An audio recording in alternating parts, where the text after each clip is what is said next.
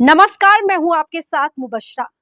भारत की जनता के लिए आजादी का प्रतीक देश के संविधान के सिवा कुछ और नहीं हो सकता। कोई धार्मिक प्रतीक तो बिल्कुल नहीं हो सकता।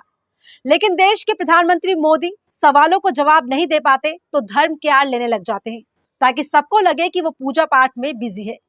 ठीक वैसे ही देश में नई संसद भवन के उद्घाटन के समय भी किया जा रहा है ताकि संसद भवन को लेकर लाखों हजारे उठते सवाल को धर्म की आड़ में दफन कर दिया जाए।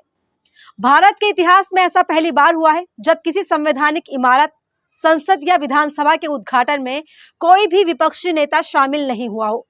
यह अपने आप में एक बड़ी ऐतिहासिक घटना के रूप में भी दर्ज हो गया है।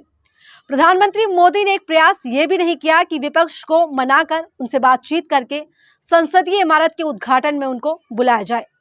इन सबसे परे पूरी चर्चा एक सेंगोल के आसपास ही सिमट गई है। इस सेंगोल को लेकर ऐसे ऐसे प्रमाणिक दावे किए जा रहे हैं कि आप लोग साल भर इसमें उलझे रहेंगे, इनकी जांच ही करते रह जाएंगे और ये लोग आपसे कुछ भी बोलकर साइड से निकल जाएंगे। सेंगोल के प्रचार में पूर्व प्रधानमंत्री जवाहरलाल नेहरू को भी जोड़ लिया गया है और सेंगोल के साथ नेहरू जी का भी खूब प्रचार हो रहा है। प्रधानमंत्री मोदी से उठते सवालों को दबाने के लिए सेंगोल की आड़ में इसे धर्म से जोड़कर खूब गलत और आधा अधूरा और झूठा प्रचार किया जा रहा है।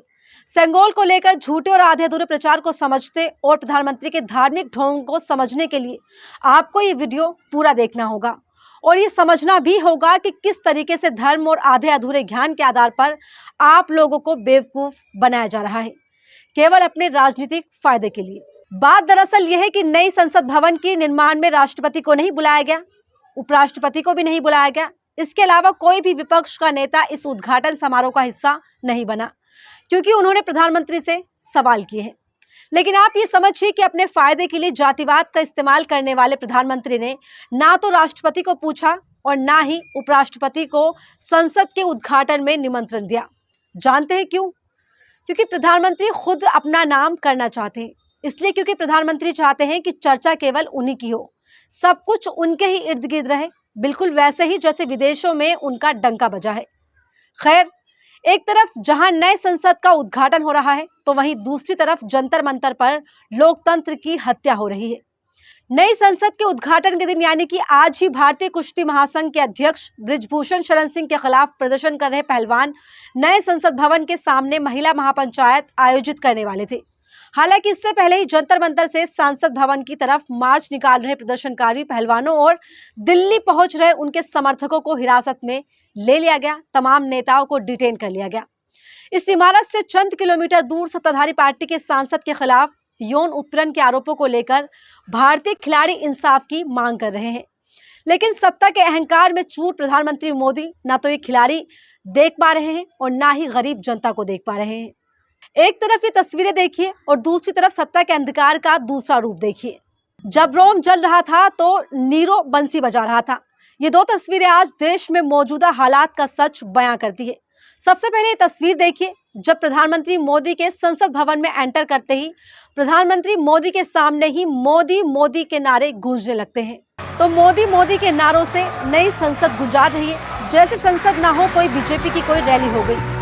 जिस वक्त संसद में मोदी मोदी के नाम के नारे गूंज रहे थे तो वहीं दूसरी तरफ संसद से कुछ दूरी पर देश की एक सड़क पर देश की वो बेटी जिसने दूसरे देशों में तिरंगे का मान बढ़ाया था, वो बेटी अपने हाथ में तिरंगा थामे सड़क पर पड़ी हुई थी।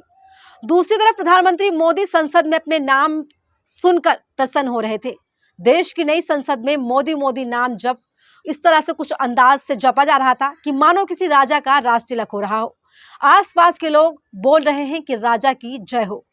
लोकतंत्र की हत्या को दिखाती ये तस्वीरें आपको कोई चैनल नहीं दिखाएगा। कोई गोदी मीडिया एंकर आपको पहलवानों के साथ हो रही इस ज्यादती के बारे में नहीं बताएगा। अपने अस्तित्व को कुचलकर गुलामी की जिंदगी चुनने वाला गोदी मीडिया आपको दिखाएगा तो केवल मोदी भक्ति, प्रधानमंत्री के नाम के चर्चे और उनकी कहानियां। इसलिए आप ये भूल जाइए कि इस देश का प्रधानमंत्री आपको या आपकी समस्या को सुनेगा। आप ये कतई ना सोचे कि इस लोकतांत्रिक देश में आप लोगों की आवाज को सुना जाएगा, आपके दर्द को समझा जाएगा। लेकिन आज देश का सच बताने वाली ये तस्वीरें आपको देखनी होंगी और समझना होगा कि आपके आसपास आखिर क्या हो रहा है। आपको ये जानने का पूरा हक है। आज आपको ये समझना ही होगा कि आज के दिन एक तरफ जब देश को नई संसद मिली है तो वहीं दूसरी तरफ लोकतंत्र की हत्या भी हुई है। दोस्तों, नया देश मुबारक हो, नया राजदंड मुबारक हो। आज की तारीख अपने आप में कई ऐतिहासिक घटनाओं को खुद में चंद पन्नों में हिस्सा अपना बना लेगी, लेकिन वो चंद पन्ने आपको क्या बताएंगे, उसकी तस्वीर कैसी होगी, इसकी एक झलक आपको आज दिखाई दे रही है और वो आपको देखनी ही होगी। तस्वीरें देखिए, प्रधानमंत्री मोदी के हाथों में सेंगोल है और सेंगोल के लिए प्रधानमंत्री मोदी के आगे पीछे साधुओं का काफिला है। प्रधानमंत्री मोदी जा रहे हैं लोकसभा अध्यक्ष के आसीन की तरफ। ये तस्वीरें अपने आप में बहुत कुछ कह रही हैं। ये तस्वीरें बता रही हैं कि अगले साल में 2024 के लोकसभा चुनाव से पहले देश की राजनीति में हिंदुत्व को किस तरीके से गढ़ने की योजना प्रधानमंत्री मोदी बना रहे हैं। ये तस्वीरें ये बताने के लिए काफी है कि आने वाले समय में हिंदुत्व कितनी तेजी से देश की 140 करोड़ जनता को अपनी रगों में बिल्कुल समा लेगा।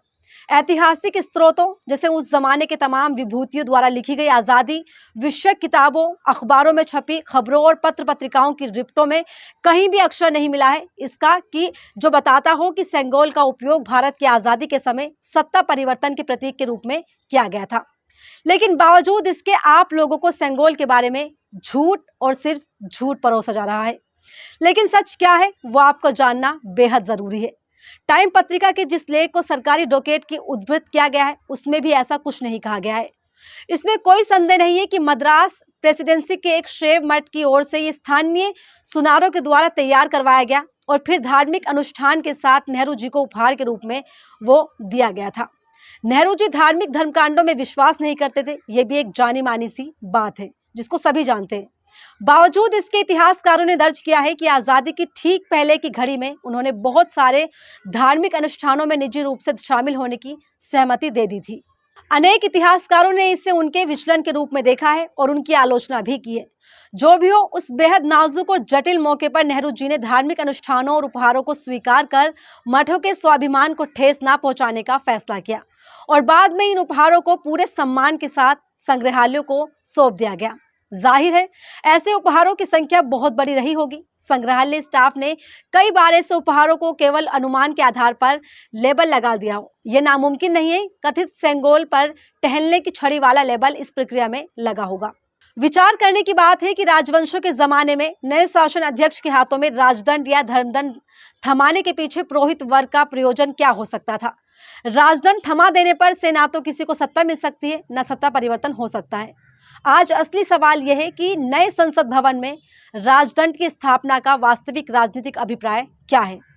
गांधी, नेहरू, सुभाष और पटेल जैसे नेताओं ने भारत की आजादी को महज सत्ता परिवर्तन के रूप में नहीं देखा था।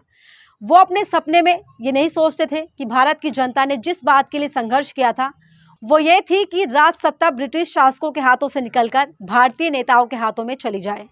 वो तो एक आजाद, लोकतांत्रिक, धर्मनिरपेक्ष और समाजवादी हिंदुस्तान के लिए लड़े थे जिसमें सत्ता जनता के हाथों में आनी थी। ये पुराने किस्म की राज सत्ता ही थी नहीं जो एक राजा से दूसरे राजा तक हस्तांतरित की जा सकती थी।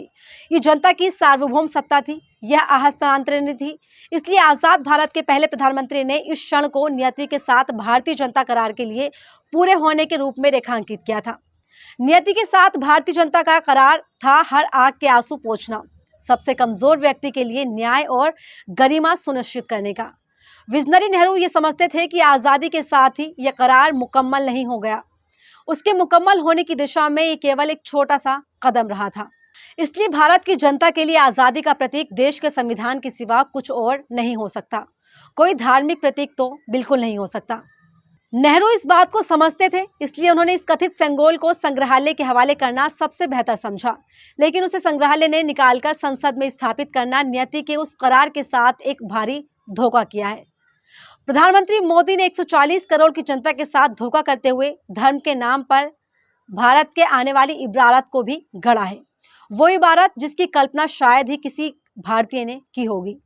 हैरानी की बात नहीं है कि इस धोखे के लिए उन्होंने इस दिन को चुना है जो हिंदुत्व के सिद्धांतकार सावरकर का जन्मदिन है।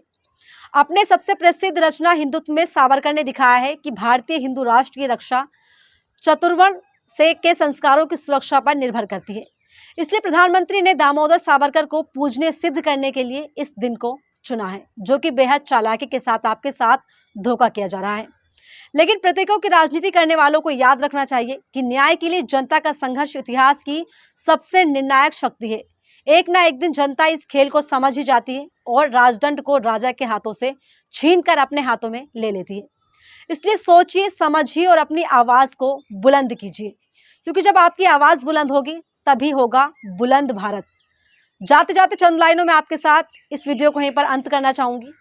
जलते घर को देखने वालों, फूस का छप्पर आपका है, आपके पीछे तेज हवा है, आगे मुकद्दर आपका है। उसके कत्ल पे मैं भी चुप था, मेरा नंबर अब आया, मेरे कत्ल पर आप चुप हैं, अगला नंबर आपका है। नमस्कार।